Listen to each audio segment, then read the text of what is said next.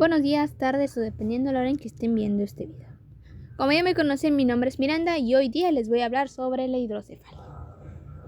Y bueno, cuando nosotros escuchamos la palabra hidrocefalia, solemos imaginar algo muy médico, ¿no? Algo muy lejano.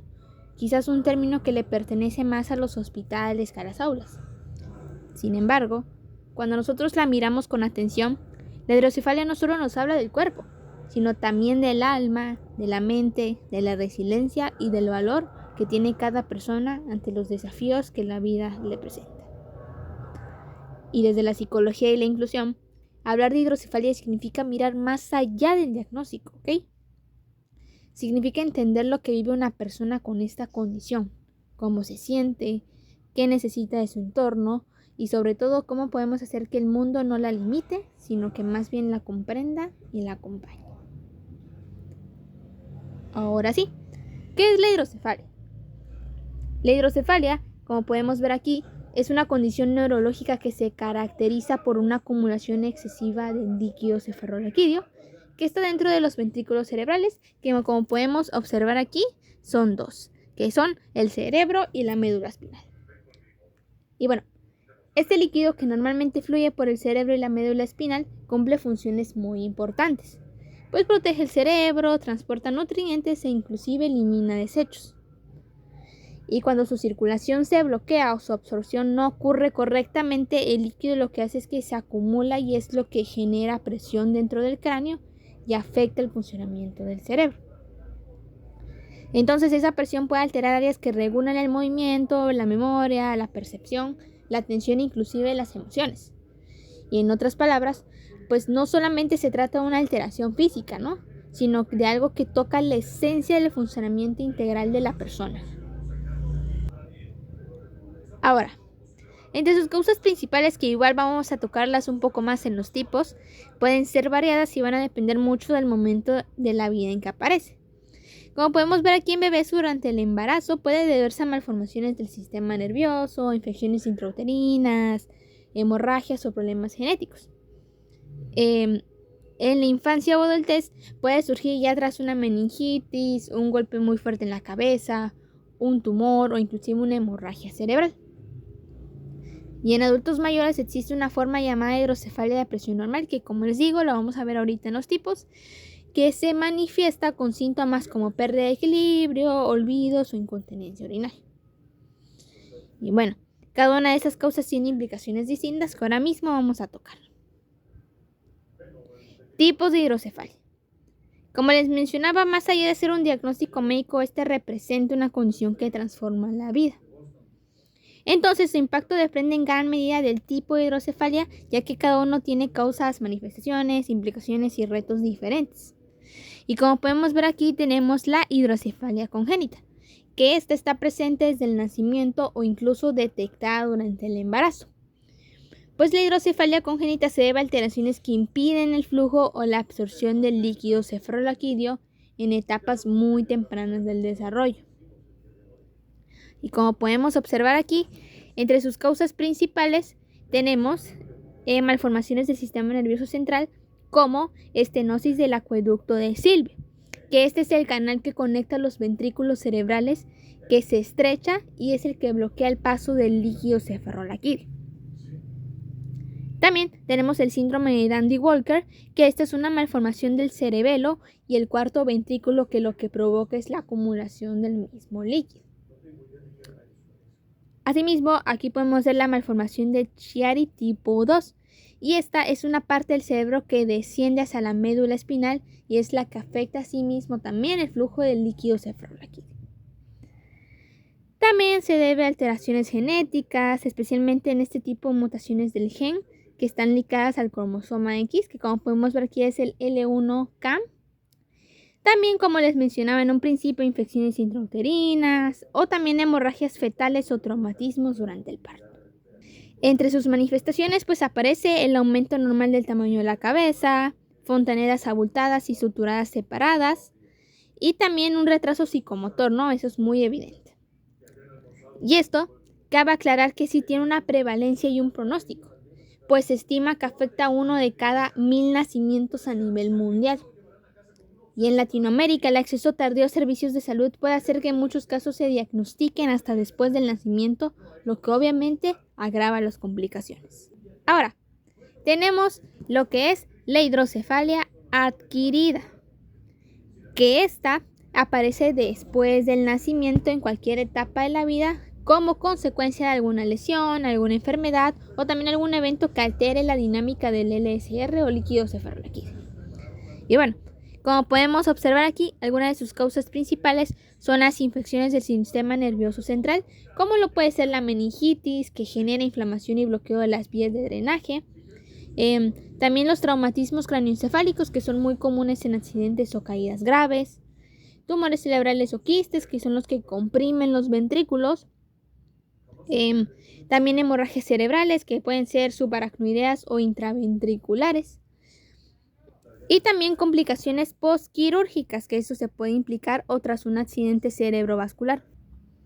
En este también tiene manifestaciones, por supuesto, como dolores de cabeza intensos y persistentes, náuseas, vómitos o visión borrosa, también una pérdida de equilibrio, coordinación de fuerza o convulsiones o alteraciones del estado de conciencia en casos que ya son más agudos, ¿no? Y bueno, en cuanto a su prevalencia y diagnóstico, en este se desconoce una cifra exacta, ya que más bien depende de las causas subyacentes. Pues la hidrocefalia postinfecciosa, que es uno de los subtipos de esta hidrocefalia, representa una proporción significativa en países de desarrollo. Entonces eso ya va a variar dependiendo del tratamiento oportuno de cada uno de los pacientes. Bueno, ahora como tercer tipo está la hidrocefalia, como les decía, de presión normal, que esta también se le llama hidrocefalia normotensiva, que es un tipo que aparece sobre todo en personas mayores y que se caracteriza por la acumulación de líquido, pero sin aumento significativo de presión intracraneal. Y bueno, como podemos ver aquí, entre sus causas principales, pues tenemos hemorragias subaracnoideas o también se les puede conocer como traumatismos antiguos, cirugías o infecciones cerebrales previas, o también en muchos casos la causa es idiopática.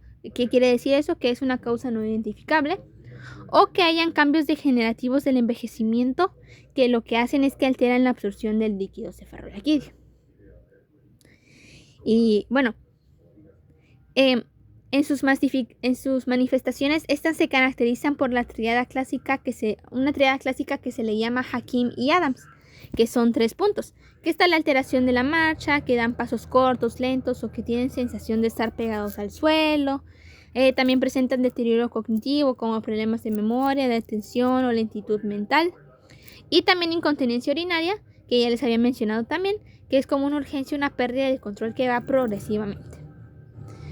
Y esos síntomas igual pueden confundirse fácilmente con el Alzheimer o el Parkinson, lo que obviamente va a retrasar el diagnóstico, pues suele confundirse mucho.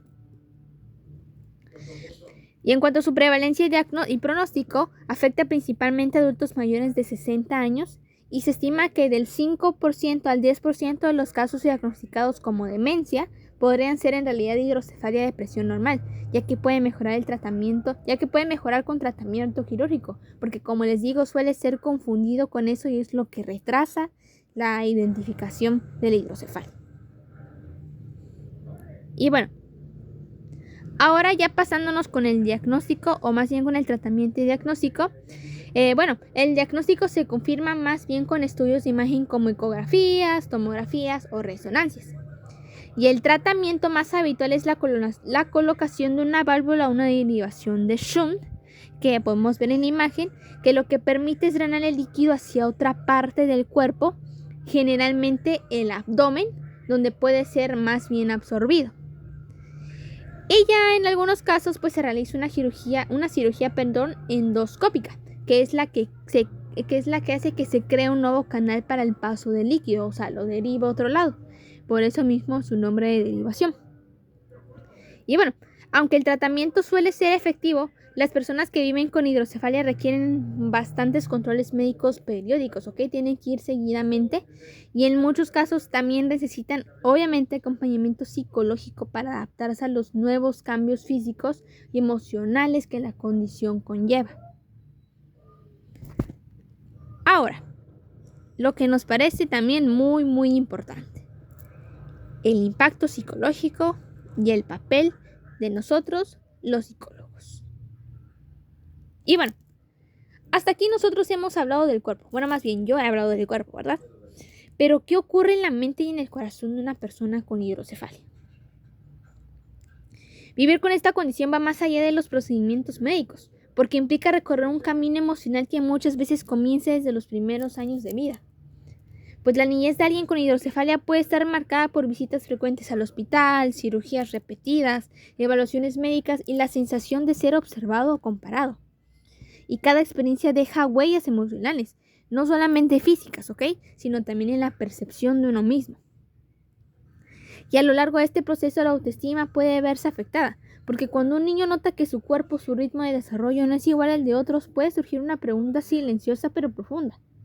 ¿Por qué yo? Y esa pregunta, si no es acompañada con amor, con comprensión, con comunicación, con cuidados, puede transformarse en tristeza, en inseguridad o miedo al rechazo. Aunque también está la autoimagen, ¿no?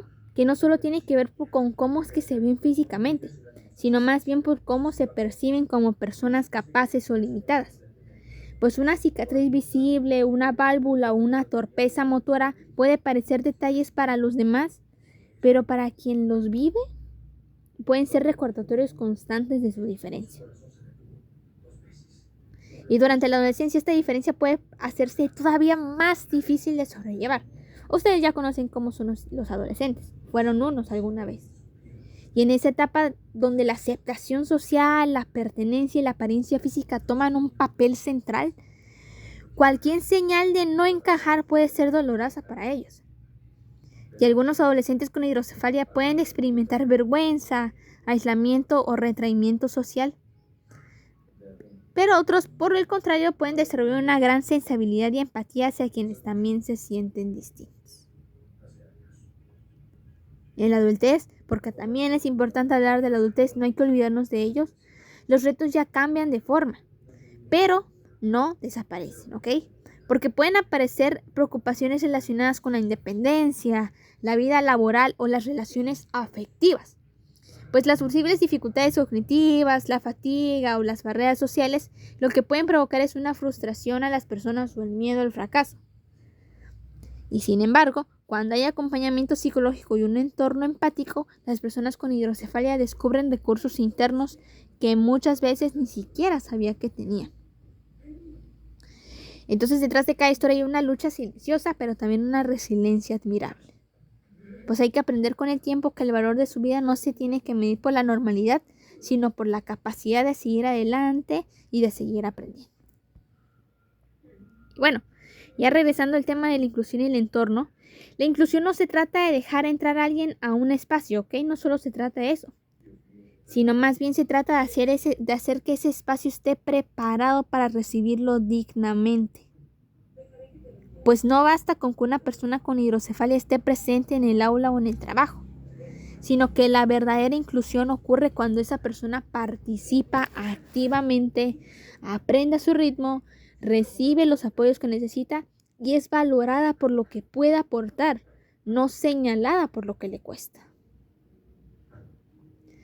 Y desde la infancia el sistema educativo tiene un papel determinante, pues los niños con hidrocefalia pueden requerir apoyos psicopedagógicos, terapia del lenguaje, de motricidad o adaptaciones curriculares.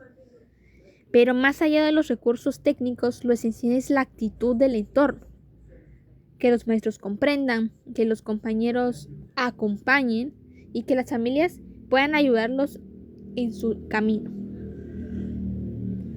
También en el ámbito laboral la inclusión implica derribar prejuicios y generar espacios donde las capacidades sean más importantes que las limitaciones. Pues poder ofrecer ajustes razonables, promover la accesibilidad y fomentar la empatía organizacional no solo beneficia a quien vive con hidrocefalia, sino más bien a todo el equipo.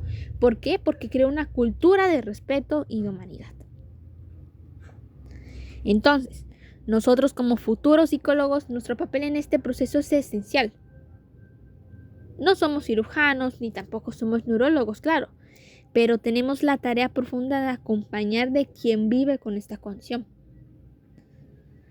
Nosotros somos quienes ayudan a que la persona se vea más allá del diagnóstico, a que entienda que su hablar no está solo en su capacidad física, sino en su esencia, en su historia y en su posibilidad de seguir creciendo.